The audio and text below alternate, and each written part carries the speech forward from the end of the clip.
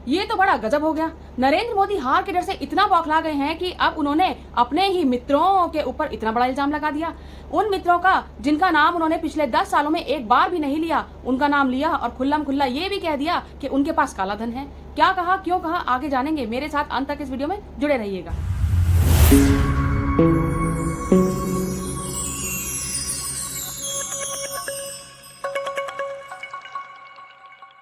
Hello and welcome दोस्तों, मैं हूं वंदना और आप देख रहे हैं लीगल चॉइस। दोस्तों, चुनाव का मौसम है और देश में चुनाव के हर बढ़ते चरण के साथ राजनीतिक घमासान भी बढ़ता जा रहा है और जो बढ़ रहा है वो है प्रधानमंत्री मोदी की बेतुके बयानों की लिस्ट, यानी कि झूठ की लिस्ट।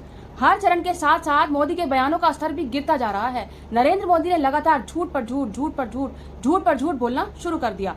कभी कभी उनके बयानों से ऐसा लगता है कि वो इतना बौखला गए हैं कि अपनी बौखलाहट में वो अपना दिमागी संतुलन ही खो बैठे हैं। दोस्तों, चुनाव में प्रधानमंत्री मोदी को सीधी टक्कर देने वाले सिर्फ एक ही नेता हैं, वो है राहुल गांधी। इसलिए प्रधानमंत्री जो भी बयान देते हैं वो कांग्रेस और अपने शहजादे को निशाना बनाते हुए देते हैं। चुनाव शुरू होने से पहले जो मोदी का 400 पार का नारा था वो तो पहले चरण के चुनाव के बाद ही हवा हो गया। मोदी की गारंटी भी अब कहीं सुनाई नहीं पड़ रही है। इसलिए अब प्रधानमंत्री मोदी जनता को डराकर उनका वोट लेना चाहते हैं। नरेंद्र मोदी पहले हिंदू मुस्लिम और राम के नाम पर वोट मांग रहे थे, मांस मछली सावन पर राजनीति कर रहे थे, लेकिन जैसे ही पहले चरण के चुनाव हुए वैसे ही नरेंद्र मोदी जैसे आने वाले खतरे को भांप गए।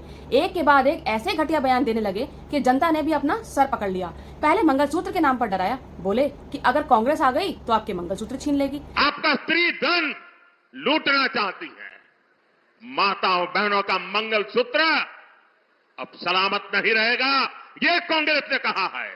फिर कहा कि कांग्रेस आ गई तो आपका घर छीन लेगी। अगर आपका गांव में पुराना पैतृक घर है, बच्चों के भविष्य के लिए आपने शहर में मानो छोटा फ्लैट ले लिया और अगर पता चला कि आपका गांव में भी एक घर है तो दो में से एक छीन लेंगे कि आपको दो की जरूरत नहीं है, जिसको नहीं उसको दे देंगे।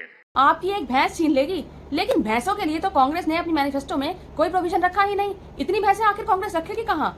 यहाँ से हटे तो कहा कि अगर कांग्रेस जीत गई तो पाकिस्तान खुश होगा। कांग्रेस कमजोर हो रही है, यानी सूक्ष्मदर्शक यंत्र लेकर के भी कांग्रेस को ढूंढना मुश्किल हो रहा है।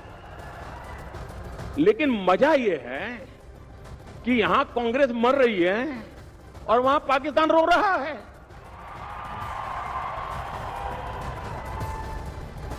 आपको पता चला होगा, कांग्रेस के लिए अब पाकिस्तानी नेता दुआ कर रहे हैं। शहजादे को प्रधानमंत्री बनाने के लिए पाकिस्तान उतावला है, आपने कल देखा होगा। इंडियन क्रिकेट टीम में सारे मुसलमान भर दिए जाएंगे, लेकिन जनता ने इन सब बयानों को सीरियसली नहीं लिया। लोग भी कहने लगे कि कहा भैया कुछ भी बोले जा रहे हो। नरेंद्र मोदी के ऐसे उल जलूल बयान सुनकर राहुल गांधी ने भी एक ट्वीट किया। उसमें उन्होंने लिखा, एक हताश, निराश और हारे हुए प्रधानमंत्री की बातें सुनिए। कांग्रेस आपके घर का कमरा छीन लेगी, कांग्रेस आपके गले का मंगलसूत्र छीन लेगी, कांग्रेस आपकी भैंस छीन लेगी। नरेंद्र मोदी ऐसी बहकी बहकी और झूठी बातें इसलिए कर रहे हैं क्योंकि कांग्रेस उनकी 300 में से 150 से ज्यादा सीटें छीनकर सरकार बना रही है। इस डर से मोदी प्रधानमंत्री की गरिमा भूल झूठ की मशीन बन गए हैं। इंडिया की सरकार जनता से लेगी नहीं, उन्हें देगी उतना ही पैसा जितना मोदी ने अपने अरबपति मित्रों पर लुटाया है। हमारी सरकार अडानियों की नहीं, हिंदुस्तानियों की होगी। अब नरेंद्र मोदी ये तो जानते हैं कि लोगों की सबसे कमजोर नब्ज है धर्म, और धन के नाम पर ही उनसे वोट लिया जा सकता है। और वैसे भी नरेंद्र मोदी का एक ही नारा है, झूठ बोलो, बार बार झूठ बोलो। झूठ बोलो, झूठ बोलो, झूठ बोलो, बार बार बोलो, बार बार बोलो, बार बार बोलो, हर जगह पे बोलो और जोर जोर से बोलो।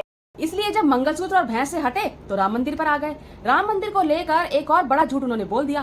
कहने लगे कि अगर कांग्रेस सत्ता में आ गई तो राम मंदिर में बाबरी ताला लगवा देगी, राम मंदिर तुड़वाकर हॉस्पिटल बनवा देगी। मोदी को 400 सीटें चाहिए ताकि कांग्रेस अयोध्या में राम मंदिर पर बाबरी ताला ना लगा दे। सपा कांग्रेस वालों, ये भी बता दो, क्या सत्ता में आए तो राम मंदिर को भी अस्पताल में परिवर्तित कर दोगे क्या? मतलब कुछ भी। जनता कांग्रेस को वोट ना दे इसके लिए प्रधानमंत्री कुछ भी बोल रहे हैं। शायद प्रधानमंत्री भूल गए हैं कि राम मंदिर का ताला खुद राजीव गांधी ने खुलवाया था, और अगर राजीव गांधी जिंदा होते तो अब तक वो राम मंदिर बनवा भी चुके होते। ये मैं नहीं कह रही, खुद भाजपा के बड़े नेता सुब्रमण्यम स्वामी ने कहा था। नहीं तो मैं तो जानता हूँ राजीव गांधी को, यदि वो दोबारा चुनकर आते हैं तो निश्चित इस देश में राम मंदिर बना देते। आधा रास्ता तो उन्होंने बना दी थी, ताला खुलवा दी थी, शिलान्यास की थी, और उसका पहला भाषण फैजाबाद से यही था कि देश में राम राज्य होना चाहिए। राम मंदिर बनाने का फैसला सुप्रीम कोर्ट का था, जिसका क्रेडिट नरेंद्र मोदी ने बखूबी लिया और लगातार उस पर वोट भी मांगे। और अब तो वैसे भी राम मंदिर बन चुका है, अब उसको तोड़ने की हिम्मत कांग्रेस में तो क्या, खुद नरेंद्र मोदी में भी नहीं है। मोदी के इस बयान पर सीनियर एडवोकेट कपिल सिब्बल ने भी अपना बयान दिया है। बाबरी का ताला राम मंदिर पर लग सकता है? जरा उनसे पूछिए, प्रधानमंत्री जी से, उनको ये ज्ञान है, भविष्यवाणी है। हाँ, भविष्यवाणी है कि ताला लग सकता है। सुप्रीम कोर्ट की जजमेंट आ गई, मंदिर बन गया, प्राण प्रतिष्ठा हो गई, साष्टांग करते हो आप रोज के रोज, लाखों लोग वहां जाते हैं, तो ताला कैसे लगेगा? ताला तो इलेक्शन कमीशन लगा सकती है, बयानों पे वो लगाती नहीं। ये तो एक विवादित बयान है ना, जो इलेक्शन कमीशन के कोड ऑफ कंडक्ट का उल्लंघन है, साफ उल्लंघन है। कोड ऑफ कंडक्ट सेक्शन 1(1) कहता है कि अगर कोई भी ऐसा बयान दिया जाए, कोई भी एक्टिविटी की जाए जो विवादित हो, धर्म के आधार पे समाज में तनाव पैदा करे, नफरत पैदा करे, तो वो मॉडल कोड ऑफ कंडक्ट का उल्लंघन है, और ये साफ उल्लंघन है। लेकिन इस पे ताला कौन लगाए? वो तो इलेक्शन कमीशन नहीं लगा ही सकती है। जो भी स्टार कैंपेनर इस देश पे जो ऐसे विवाद बयान देते हैं, वो तो उनका दम ही नहीं है ताला लगाने का, क्योंकि वो भी इनका परिवार ही है। आजकल इनका परिवार कौन नहीं है? सभी संस्थाएं जो इंडिपेंडेंट होनी चाहिए, कोर्ट तो अलग है, सब इनके परिवार के लोग हैं।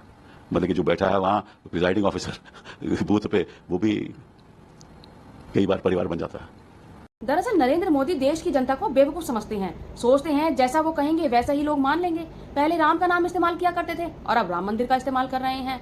लेकिन लोग भी अब इनके झूठों से परेशान हो चुके हैं और इनकी घटिया स्तर की राजनीति को समझने लगे हैं। लेकिन प्रधानमंत्री यही नहीं रुके, वो चुनाव जीतने के लिए साम दाम दंड भेद सब अपनाने को तैयार हैं। और इस बार तो मोदी जी ने गजब ही कर दिया, उन्होंने अपने ही मित्रों का नाम ले लिया। 5 साल से एक ही माला जपते थे, 5 उद्योगपति, 5 उद्योगपति, 5 उद्योगपति। फिर धीरे धीरे कहने लगे अंबानी अडानी, अंबानी अडानी, अंबानी अडानी। 5 साल से। लेकिन जब से चुनाव घोषित हुआ है, इन्होंने अंबानी अडानी को गाली देना बंद कर दिया। मैं आज तेलंगाना की धरती से पूछना चाहता हूं, जरा ये साझादे घोषित करें कि इस चुनाव में ये अंबानी अडानी से कितना माल उठाया है, काले धन के कितने बोरे भर करके रुपये मारे हैं, क्या टेम्पो भर करके नोटे कांग्रेस के लिए पहुंची है, क्या सौदा हुआ है? आपने रातों रात अब अंबानी अडानी इनको गाली देना बंद कर दिया। जरूर दाल में कुछ काला है। 5 साल तक अंबानी अडानी को गाली दी और रातों रात गालियां बंद हो गई। मतलब कोई न कोई चोरी का माल टेम्पो भर भर करके आपने पाया है। देखा आपने, जिस नरेंद्र मोदी की जुबान से पिछले 10 साल में अडानी अंबानी का नाम तक नहीं निकला, वो नरेंद्र मोदी बोल रहे हैं कि राहुल गांधी ने अडानी अंबानी से काला धन लिया है, और वो भी बोरे और टेम्पो भर भर के। वाह मोदी जी वाह, लगता है मोदी जी ने अपना एक्सपीरियंस शेयर किया है यहाँ पर। इसका तो साफ साफ मतलब ये हुआ कि मोदी जी ने ये बात एक्सेप्ट कर ली कि अडानी और अंबानी के पास काला धन है, जो कि खुद प्रधानमंत्री की ही मेहरबानी से कमाया गया है। तो फिर पता होने के बाद भी मोदी जी ने इन पर जांच क्यों नहीं कराई? इस पर राहुल गांधी ने अपना जवाब भी दे दिया है। नमस्कार मोदी जी, थोड़ा सा घबरा गए क्या? नॉर्मली आप बंद कमरों में अडानी जी अंबानी जी की बात करते हो, पहली बार आपने पब्लिक में अडानी अडानी अंबानी बोला। और आपको ये भी मालूम कि ये टेम्पो में पैसा देते हैं? क्या ये आपका पर्सनल एक्सपीरियंस है क्या? एक काम कीजिए, CBID को इनके पास भेजिए ना, पूरी जानकारी करिए, इंक्वायरी कराइए, जल्दी से जल्दी कराइए, घबराइए मत मोदी जी। और मैं देश को फिर से दोहरा के कह रहा हूँ, जितना पैसा नरेंद्र मोदी जी ने इनको दिया है ना, उतना ही पैसा हम हिंदुस्तान के गरीब लोगों को देने जा रहे हैं। महालक्ष्मी योजना, पहली नौकरी पक्की योजना, इन योजनाओं के माध्यम से करोड़ों लाखपति बनाएंगे हम। इन्होंने 22 अरबपति बनाए हैं, हम करोड़ों लाखपति बनाएंगे। इसके बाद तो कांग्रेस ने टेम्पो का बड़ा ही मजाक बनाया है। कांग्रेस ने एक ट्वीट किया है जिसमें एक टेम्पो में बोरे की जगह सूटकेस भरे हैं और उस टेम्पो के आगे अडानी और मोदी खड़े हैं और टेम्पो पर लिखा है अडानी टेम्पो सर्विसेज। और इस ट्वीट में लिखा है कि हमारे यहाँ काला धन इधर से उधर किया जाता है, एक बार सेवा का मौका अवश्य दें, धन्यवाद। लेकिन इस पर कांग्रेस ने क्लियर कर दिया है कि 3 अप्रैल से अब तक राहुल गांधी 103 बार अडानी का और 30 बार अंबानी का नाम ले चुके हैं। दोस्तों, अब यहाँ सोचने की बात ये है कि 10 साल तक जिन मित्रों का नाम प्रधानमंत्री ने नहीं लिया, अचानक उनका नाम कैसे ले लिया? कहीं ऐसा तो नहीं कि अडानी अंबानी भी मोदी की हार को भाप गए हैं और उन्होंने अब प्रधानमंत्री का साथ छोड़ दिया है? दोस्तों, बिजनेसमैन के पास एक बहुत बड़ा नेटवर्क होता है, उनको पहले से ही भनक लग जाती है कि क्या होने वाला है। जी टीवी के सुभाष चंद्र ने तो पहले ही अपना हाथ खींच लिया है, वो स्वतंत्र पत्रकारिता की बात कर रहे हैं। अब ये बिजनेसमैन है भाई, इन्हें आगे भी बिजनेस करना है। सरकारें तो आएंगी जाएंगी, ये किसी के पिछलग्गू तो रहेंगे नहीं। और शायद इसलिए ही अब नरेंद्र मोदी ने भी अपने मालिकों का नाम ले लिया है। नरेंद्र मोदी अंदर से बुरी तरह से डरे हुए हैं और ये डर हार का डर नहीं है। हारने के बाद इनका क्या होगा, असली डर तो इस बात का है। आपको क्या लगता है कि नरेंद्र मोदी ने आखिर अडानी अंबानी का नाम क्यों लिया है? मुझे कमेंट बॉक्स में जरूर बताइएगा। उसके बाद एक बार फिर राहुल गांधी ने नरेंद्र मोदी की क्लास लगा दी। आपने देखा होगा 10 साल नरेंद्र मोदी जी ने अडानी और अंबानी का नाम नहीं लिया। 10 साल हजारों स्पीचें दी, अडानी अंबानी का नाम तक नहीं लिया। मगर अब भैया देखिए, जब कोई डर जाता है तो उन्हीं लोगों का नाम लेता है जो सोचता है बचा पाए। इसीलिए नरेंद्र मोदी जी ने अपने 2 मित्रों का नाम ले लिया कि भैया मुझे आके बचाओ, इंडिया गठबंधन ने मुझे घेर लिया है, मैं हार रहा हूं, मुझे बचाओ, अडानी अंबानी जी मुझे बचाओ। इसीलिए नरेंद्र मोदी जी ने नाम लिया। अच्छा, उनको यह भी मालूम है कि अडानी जी कौन से टेम्पो में और कैसे पैसा भेजते हैं। पर्सनल एक्सपीरियंस है प्रधानमंत्री जी का, टेम्पो वाला। तो भाइयों और बहनों, अब बीजेपी, नरेंद्र मोदी, अमित शाह आपके ध्यान को इधर उधर ले जाने की कोशिश करेंगे। अगले 10-15 दिन में आप देखना, ये आपके ध्यान को भटकाने की कोशिश करेंगे, कभी इधर कभी उधर कभी इधर।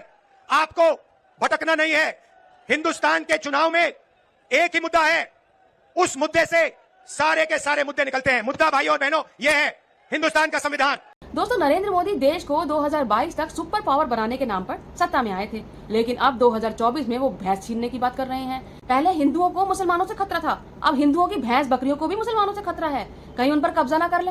पहले हिंदू खतरे में है के नाम पर वोट मांगा था, फिर राम मंदिर को बनाने के नाम पर वोट मांगा और अब राम मंदिर को बचाने के नाम पर वोट मांग रहे हैं। लेकिन नरेंद्र मोदी भी बेचारे क्या करें, काम पर तो वोट मांग नहीं सकते क्योंकि काम तो किया ही नहीं, सिर्फ नफरत ही फैलाई है। विकास तो हुआ नहीं, सिर्फ विनाश ही हुआ है। काम पर वोट मांगेंगे तो वोट क्या, लोग थूकेंगे भी नहीं। किस काम पर वोट मांगेंगे? महंगाई के आसमान छूने पर वोट मांगेंगे, बेरोजगारी पर वोट मांगेंगे, अग्निवीर की योजना लाकर युवाओं के भविष्य के साथ खिलवाड़ करने पर वोट मांगेंगे, नोटबंदी से अर्थव्यवस्था की टूटी हुई कमर पर वोट मांगेंगे, पुलवामा अटैक में हुए हमले की जांच अब तक ना होने पर वोट मांगेंगे, पेपर लीक होने की वजह से जो युवाओं के भविष्य के ऊपर असर हुआ उसके ऊपर वोट मांगेंगे, कोरोना में हुई मौतों और हेल्थ स्ट्रक्चर और हॉस्पिटलों की हालत पर वोट मांगेंगे, आरक्षण के लगातार विरोध पर वोट मांगेंगे, 100 स्मार्ट सिटी के झूठ पर वोट मांगेंगे, इलेक्टोरल बॉन्ड्स के घोटाले पर वोट मांगेंगे, मणिपुर के हालातों पर वोट मांगेंगे, किसान की मौत और उनके साथ की गई बर्बरता पर वोट मांगेंगे, महिलाओं के साथ उनकी ही पार्टी के नेताओं द्वारा किए गए अत्याचारों पर वोट मांगेंगे, संविधान बदलने की बात पर वोट मांगेंगे। किस बात पर वोट मांगेंगे? दोस्तों, भाजपा के नेता बार बार संविधान बदलने की बात करते हैं। आखिर भाजपा को संविधान बदलने की क्या जरूरत है? समय के साथ साथ संविधान में बदलाव अब तक होते आए हैं और होने भी चाहिए, लेकिन ऐसी क्या जरूरत है कि पूरा का पूरा संविधान ही बदलना चाहते हैं? ऐसा क्या लिखना चाहते हैं संविधान में जो अभी नहीं है? क्या ये बाबा साहेब से ज्यादा पढ़े लिखे हैं?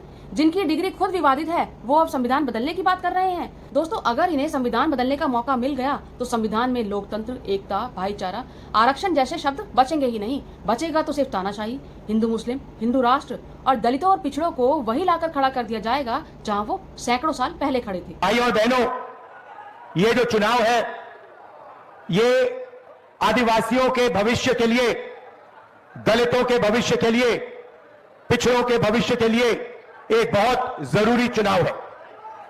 इस चुनाव में कांग्रेस पार्टी, इंडिया गठबंधन, चंपा सोरेन जी, हेमंत सोरेन जी और हम सब मिलकर संविधान की रक्षा कर रहे हैं।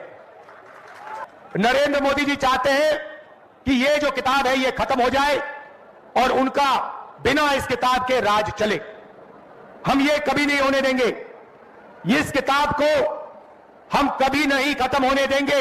इस किताब के लिए हम जान देने को तैयार हैं। सारे के सारे आदिवासी में चंपा सोरेन जी, हेमंत सोरेन जी, कल्पना सोरेन जी, सारे के सारे इस किताब की रक्षा के लिए जान देने को तैयार। दोस्तों 3 चरण के चुनाव हो चुके हैं और अभी 4 चरण के चुनाव होने बाकी हैं, लेकिन नरेंद्र मोदी की अभी से ही हालत खराब हो चुकी है। हार का डर मन में बैठा हुआ है, बस आंसू निकलने बाकी हैं। हो सकता है कि चौथे या 5वें चरण तक आंसू भी निकल आए और उन आंसुओं से फिर सिंपैथी गेन की जाएगी। हो सकता है उससे नरेंद्र मोदी को कोई फायदा भी मिले, लेकिन कहते हैं ना, बोया पेड़ बबूल का तो आम कहां से होए।